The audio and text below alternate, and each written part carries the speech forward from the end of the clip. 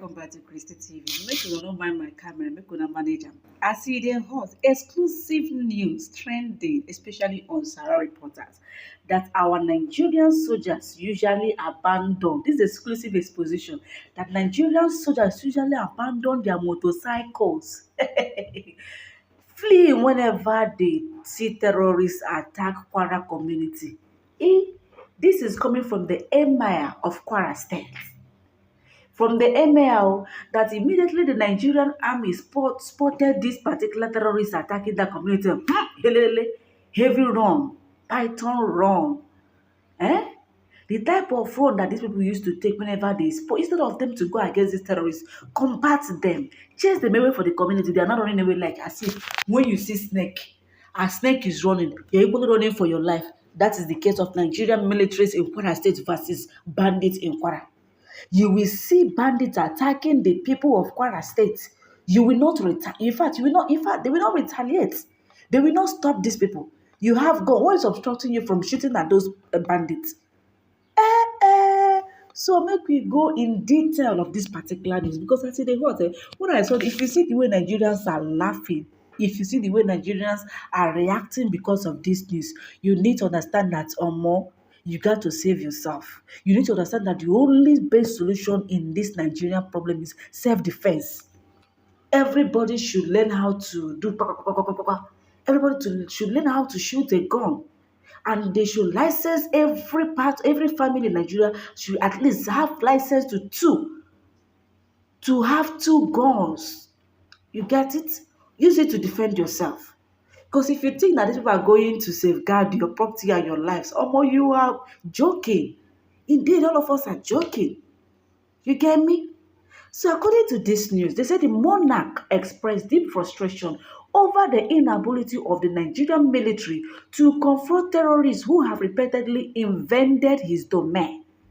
The Emir of Yashikira in the Baru 10 local government area of Kwara State, His Royal Highness Ahmed Dr. Alhaji Umaru Sariki Usman Sadiq Pasi II has accused military personnel deployed to his community of abandoning their post and fleeing during terrorist attacks. Speaking during an exclusive interview with Sarah reporters on Monday afternoon yesterday, the monarch expressed deep frustration over the inability of the Nigerian military to confront terrorists who have repeatedly invaded his domain. He lamented that despite government assurances, no substantial reinforcement had been made to secure the community.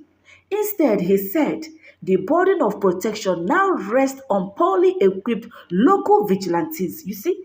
And these local vigilantes, the worst part of it in the country is that if at the end of the day they kill these so-called terrorists, the Nigerian government will manhunt them, arrest them, and detain them because they killed a terrorist who invaded his land. I don't know if you got this Nigeria of a thing is something else. That's why when I listen to Peter B's, his priorities, the thing that he want to achieve, at least in the first phase of his 4 years term, you understand, I laugh at it because don't think that Peter B can put an end to security in this country. It cannot. Nigeria is too verbose. If you don't understand what verbose is, it's too much. Nigeria is too big. The only solution for this country is division. Now, Northerners should talk to themselves in a northern language in which they understand. Look for a way to look for a better solution to put an end to insecurity. Biafran people, talk to yourself in Biafran language in a way that you people will understand and sort out your own problems. Yoruba people, talk to yourself in Yoruba language. In your own language, look for a better means, a better way, according to your culture, according to your tradition. Look for a better means to combat and put an end this insecurity drastically. Reduce it drastically. Total eradication of insecurity. But if it's to say Yoruba, Hausa, and Igbo staying under the umbrella of one Nigeria, looking for a way to combat this insecurity, far. You get the point? You get the point now? Peter B, I'm not saying that you will not win. I'm not kicking against his aspirant as the president of the country. No. But I'm trying to let you guys know that it will still not put to an end insecurity in the country. And then again, Recently, that he said that he wants to achieve certain things, he have listed all the items that he wished to achieve. Remember this as saying, it has not been achieved though. Now, the so-called northern Muslims are now fighting against him. They are saying that if you are supporting P2B, automatically you are an enemy to Islam, provided you are a northerner. Why is it so? Because P2B automatically is an Igbo man. You see the reason? Northerners and the Westerner doesn't want you as an Igbo man to rule the country. Then allow the Igbo people to go. They don't want to allow you people to go. Look at what this Emir of Kwara State is saying. Make I know the way from the main topic before when I go talk say I don't carry my emotic stuff come put for this kind of matter. No, don't blame me. I must say it as it is. I no fit add, I no fit extract.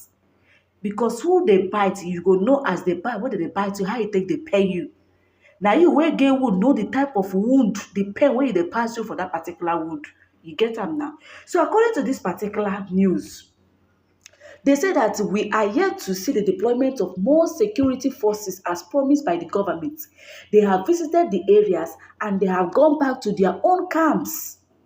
We are now relying on our local vigilante. My vigilante from the districts, they are everywhere securing the community. Of course, if the terrorists launch a fresh attack now, we cannot rely on ourselves. The few military that are here are not solid enough to comfort them, according to the Emir. According to him, he only said that the soldiers stationed in the area are inexperienced. Remember, inexperienced soldiers and ill-equipped, often resorting to retreating whenever government strike. You see why you said that ex-military men in Nigeria, they keep exposing Nigerian military. How do these terrorists ended up having a heavy ammunition? Hefty one more than the ones given to Nigerian militaries. Number one is that Nigerian militaries lack proper equipment. All it takes to combat against these terrorists. If I told that Nigerian government want to combat and eradicate terrorists in the country, they know too well what to do, but they have failed to do it. See how much money they spend in renovating ICC center in Nigeria. Then how much have they put in on, let's say, what is the budget of security in Nigeria for 2025? It's a question, no? Nigeria is spoiled beyond repair. Anyway, my love, I cannot waste on time. According to this man, he said, in fact, that they have been with us for long, but in most cases, they cannot do much because they are not properly equipped. How can you send someone to go to the farm without giving him the proper equipment to go to the farm and till the land? You know, they're just going to the market without having any money. Unless you want to go and establish and want to, start doing something without having a single skills. You understand it? So if you see them, you will see that they are young boys that are just from the training. They cannot go into any serious fighting. That is the reason they always drop their motorcycles and run away whenever the terrorists launch an attack. Now, see why it seems that people refuse to buy military form this year, 2025, during Nigerian military recruitment. And guess what? The CDS and the Nigerian government, they were begging Nigerian youth to come and join military. Military that previously it would be hard for you to be able to get recruited in Nigerian military. Now they are looking for people, begging people, anyhow, people to come and join. You see what this man narrated? Young people that just finished training. How can you take someone that is inexperienced to go to battlefield? You see what these people are saying? You send them to battlefield just for Boko Haram. It's what terrorists to kill them. And their mother will start crying, their siblings will start crying that their siblings have died, they have killed them in the war front. Whereas these people are inexperienced, and then again you send them without equipping them at all, no equipment. You did not give them CCTV, you did not give no CCTV in that particular community, you did not give them what they will use to monitor while these terrorists are coming into the community to attack the community. No safeguard measure, no proper equipment to combat these terrorists. Just go, maybe give them toy gun to go and safeguard one community. Although your intention for putting them in that particular community is for them to buy, not for them to protect the community, but for them to be buyed. Yes. You see? So according to this man, the Emir's revelation paints a bleak picture of the escalating insecurity in the northern Kwara. where rural communities have come under frequent attacks by armed terrorists who kill, abduct, and loot with impunity. Remember yesterday we made a post on this our channel where heavily protests, struck in Kwara State to the extent that NDLEA office was burnt down. Even the Emir's palace was equally set ablaze because of the abduction of one Alhaji chemical like that in that particular area. Following that, yesterday's morning, 2 other residents of that particular community was equally kidnapped by these same terrorists. And the state government and the Emirs are not doing anything to help these people. You see what is going on? Honestly, the emergency of the Mahamuda terror group in part of Northern Central Group, Nigeria, where they have been wreaking havoc on rural communities across Kwara and Niger states, is really alarming. This group, in case you don't understand, this group operates around the expansive Kainji Lake National Park, known as KLNP, a vast ungoverned terrain shared by Kwara, Niger, and part of Kebbi states. So communities affected in Kwara include Kemanji, Tenebo, Babete, Nuku, and Nanu in Kayama local government area, and several villages within the Yashekiras district of Baruntin local government area. Today, I only saw a video of a guy where a guy posted how these terrorists were trooping into community from bush. These people don't follow normal routes. You see why? Is it that the city said we are going to fence our borders? But where will you fence and leave the rest? If you fence the urban area, what of the rural area? What of our forests? What of our forests? Our rivers, our oceans, are they properly safeguarded? Remember the attack that happened in Benue State, which claimed 200 people's life? According to that particular report, they said that 3 people entered Benue State through water, through canoe from another country to Nigeria, and they massacred 200 people. No retaliation, nothing from the military. You see what is going on? Hey, Nigeria is finished. And it's equally on the news that in Niger State, Babana and Wawa districts in Bogu local government area, all these people have been overtaken by the terror groups. Terrors have taken over. In order of their deadliest recent operations, militants from the Mamuda group attacked a local vigilante unit in Kemanji, killing over 15 members and villagers. They call themselves Mamuda group. Their leader in a voice note is strengthening all the communities they kill and kidnap victims and also demanding ransom.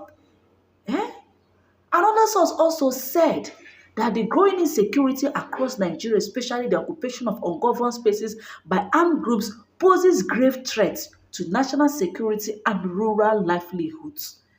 The surge of insecurity in Nigeria has been a source of concern to the citizenry because of its destructive factor to livelihood. And unfortunately, new militant groups continue to emerge and occupy the ungoverned spaces in the country, especially in the northern part of the country. With the Kainji Lake, the loggers, fishermen, and hunter groups take the opportunity and start enjoying the common good of the citizens for their personal gain. He equally explained how economic actors like timber merchants eventually struck a deal with the militants. At the beginning, there was a clash between the loggers and the militants as well as the vigilantes. But the loggers negotiated with the militants and the loggers gained access to the forest to harvest trees without any hitches. And this is as well serves as the biggest opportunity for the militants to make money through the logging activities. I don't know if you guys are getting something. You see, militants have taken over both the forest and the communities. And yet, we claim we have security operatives, we claim we have policemen, we claim we have all kinds of forces in the country.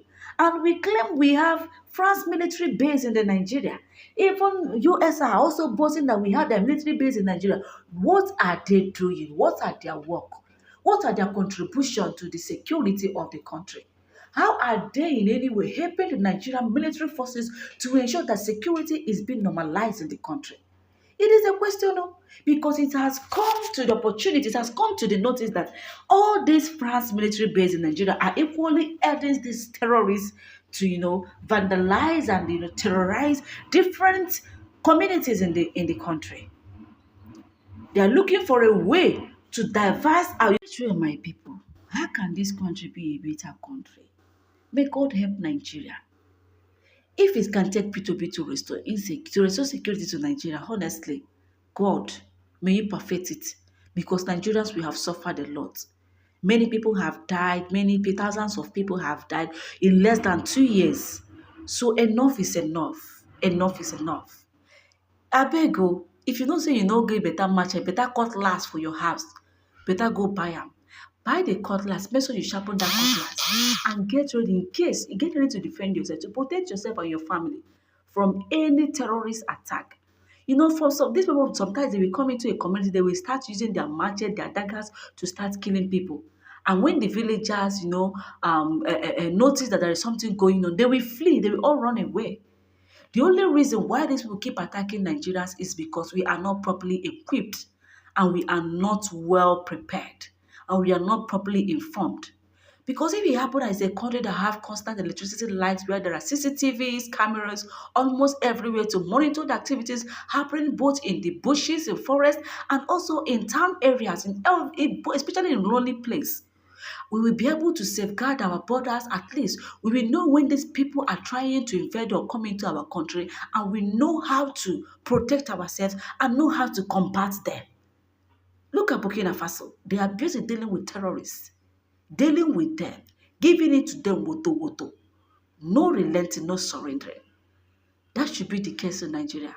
But when it comes to Nigeria, they use tribalism as if tribalism gives life. As if an Igbo man can mold life. As if an Hausa man can equally mold life. And then again, they look at religious sentiments. As if religion can easily mold life. Can religion raise someone from that? It cannot.